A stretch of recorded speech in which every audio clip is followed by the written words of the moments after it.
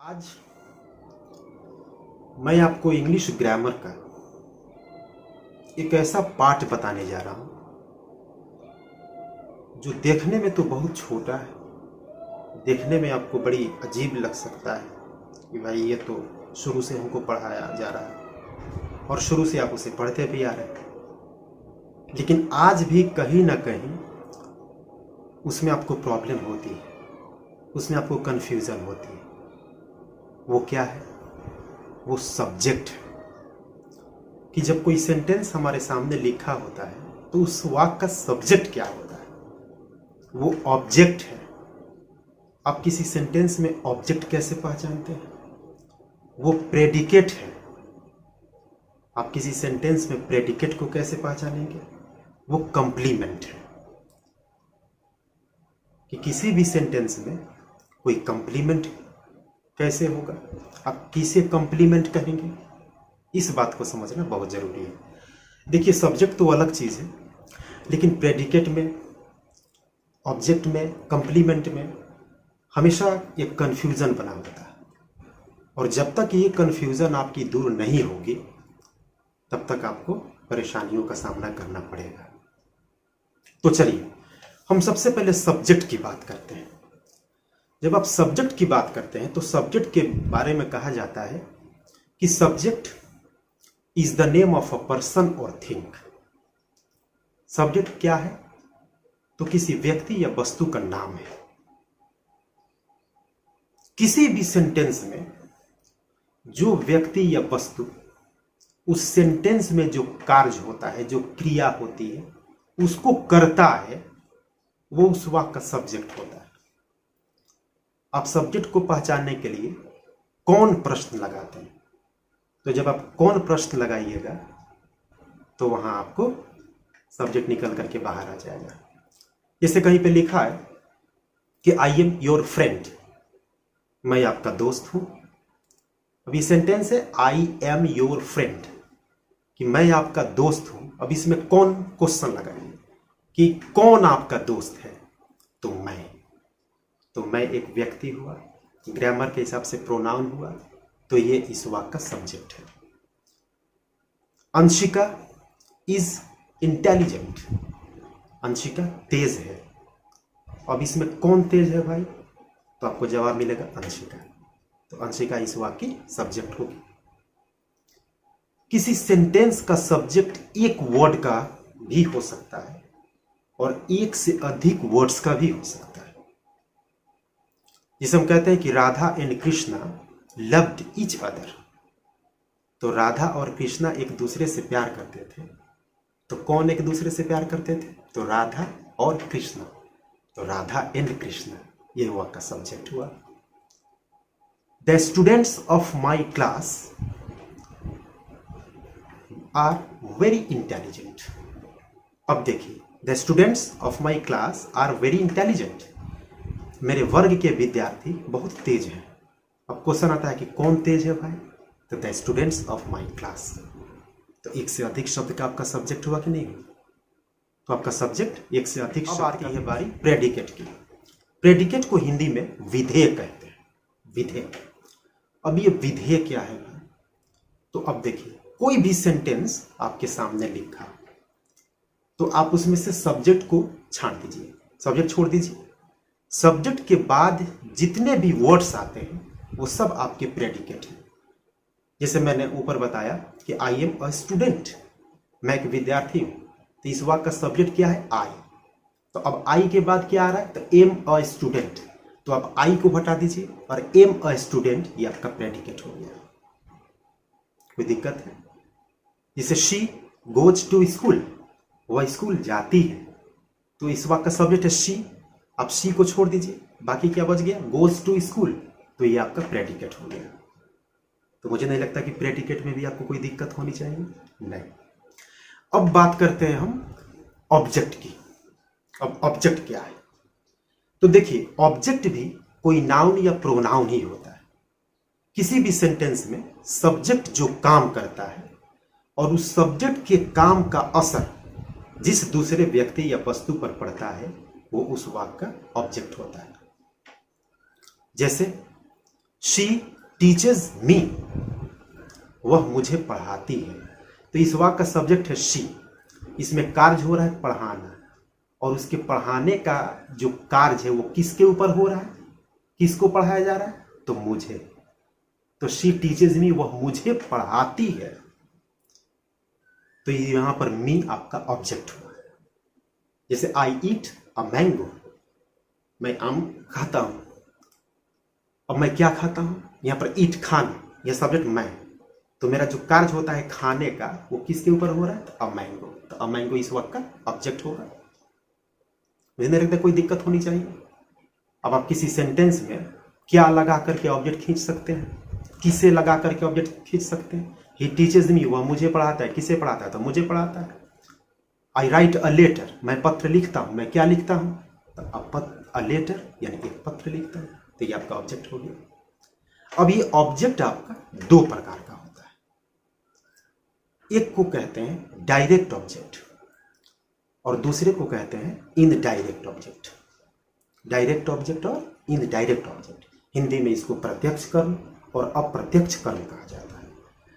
और बहुत सारे ऐसे सेंटेंसेस आपको मिल जाएंगे जिसमें दो दो ऑब्जेक्ट्स आते हैं, दो दो ऑब्जेक्ट्स। जैसे मैं फिर आपको एक एग्जांपल देता हूं कि अंशिका गिव मी अ शर्ट, तो अंशिका ने मुझे एक शर्ट दिया। अब यहां पर देखिए, अब हमने कहा कि ऑब्जेक्ट को आप कैसे निकाल सकते हैं, तो क्या प्रश्न लगाकर, किसे प्रश्न लगाकर। तो अंशिका इस वाक्य की सब्जेक्ट है, गेव यानी इस वाक्य का वर्ब है, अ मी, अंशिका गेव मी, अंशिका किसे दी, तो मुझे। तो मैं इस वाक्य का सब्जेक्ट ऑब्जेक्ट हुआ मुझे। अंशिका ने मुझे क्या दिया, तो अ शर्ट, तो अ शर्ट भी ऑब्जेक्ट हो गया। तो इसमें मी और अ शर्ट दोनों ऑब्जेक्ट्स हो गए। उसी तरह से शी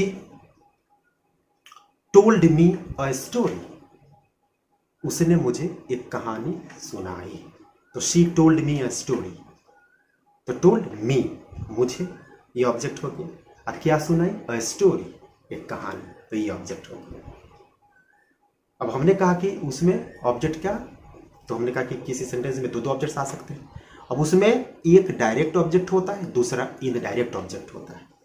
तो डायरेक्ट ऑब्जेक्ट आप सिंपल तरीके से समझ लीजिए कि जो दो ऑब्जेक्ट्स होंगे उसमें जो व्यक्ति होगा, जो ऑब्जेक्ट व्यक्ति होगा वो आपका इनडायरेक्ट ऑब्जेक्ट होगा, और जो उसमें वस्तु होगा, थिंग होगा, वो आपका डायरेक्ट ऑब्जेक्ट होगा।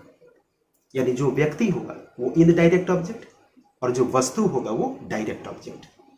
जैसे फिर हम लेते हैं, अंशिका गेव मी अ शर्ट, अंशिका ने मुझे एक शर्ट दिया। तो इसमें दो ऑब्जेक्ट्स हैं, मी और फिर अ शर्ट। अब इसमें चुनिए, मी एक व्यक्ति है तो ये इनडायरेक्ट ऑब्जेक्ट है, अ शर्ट एक वस्तु है तो ये हो गया डायरेक्ट ऑब्जेक्ट। फिर she told me a story, तो यहां पर फिर मी, तो मी ये व्यक्ति है तो इनडायरेक्ट ऑब्जेक्ट होगा, अ स्टोरी तो ये डायरेक्ट ऑब्जेक्ट होगा। आप चाहें तो इन ऑब्जेक्ट्स को पलट भी सकते हैं, पहले आप डायरेक्ट ऑब्जेक्ट लिख सकते हैं और बाद में इनडायरेक्ट, लेकिन जब आप वहां पे लिखिएगा तो उसमें एक प्रीपोजिशन टू या फॉर बढ़ जाएगा। जैसे आपने कहा कि अंशिका गेव मी अ शर्ट, तो आप चाहें तो मी की जगह पर अ शर्ट भी ला सकते हैं और मी को लास्ट में भी ले जा सकते हैं। तो Anshika gave a shirt to me, जब आप इनडायरेक्ट ऑब्जेक्ट को लास्ट में ले जाइएगा तो वहां पे टू आ जाएगा। तो मुझे नहीं लगता कि अब आपको ऑब्जेक्ट में कोई प्रॉब्लम हो, नहीं होनी चाहिए। अब चलिए कंप्लीमेंट भी, अब थोड़ा सा आप कंप्लीमेंट समझिए। कंप्लीट एक वर्ड है, कंप्लीट से बनता है कंप्लीमेंट। कंप्लीमेंट मीन्स पूरक, यानी the word which completes the meaning of the sentences. एक ऐसा शब्द जो किसी वाक्य के अर्थ को पूर्ण करता है, कंप्लीट करता है, वो आपका कंप्लीमेंट हो। अब कंप्लीमेंट कैसे वो किसी वाक्य को पूर्ण करेगा, अब आप इस पर गौर कीजिए। एक सेंटेंस लेते हैं, शी इज अ गर्ल, वह एक लड़की है। तो इज एक इंट्रांजिटिव वर्ब है, इज, एम, आर, वाज, वर, ये सब जो वर्ब्स हैं ये इंट्रांजिटिव वर्ब्स में जाते हैं। ये ऐसे वर्ब्स हैं जो अकेले अपना मीनिंग नहीं दे सकते। कभी आपने सेंटेंस शी इज देखा है? कभी आपने सेंटेंस आई एम देखा है? कभी आपने सेंटेंस ही वॉज देखा है? नहीं। उसके बाद कुछ ना कुछ आना चाहिए। तो इज, एम, आर, वाज, वर, ये जो वर्ब्स हैं ये कंप्लीट वर्ब्स नहीं है। ये अपने बाद कोई ना कोई एक शब्द लेंगे। जब तक वो कोई शब्द नहीं लेते हैं तब तक वो अपना कंप्लीट मीनिंग नहीं देंगे। तो चलिए अब मैं कहता हूं कि शी इज अ गर्ल, तो वह एक लड़की है। तो इज के बाद क्या आया? A girl. तो अ गर्ल जो है वो इज के बाद आकर इस सेंटेंस के अर्थ को कंप्लीट किया, इसलिए कॉम्प्लीमेंट है। अच्छा, दूसरी बात, एक और बात है कि जो सब्जेक्ट होगा वही शब्द, वही noun is, am, are, was, were के बाद आ जाए तो वो आपका कॉम्प्लीमेंट है। जैसे शी इज अ गर्ल, तो जो शी है वही अ गर्ल है, लड़की है, तो वो कंप्लीट कर रही है।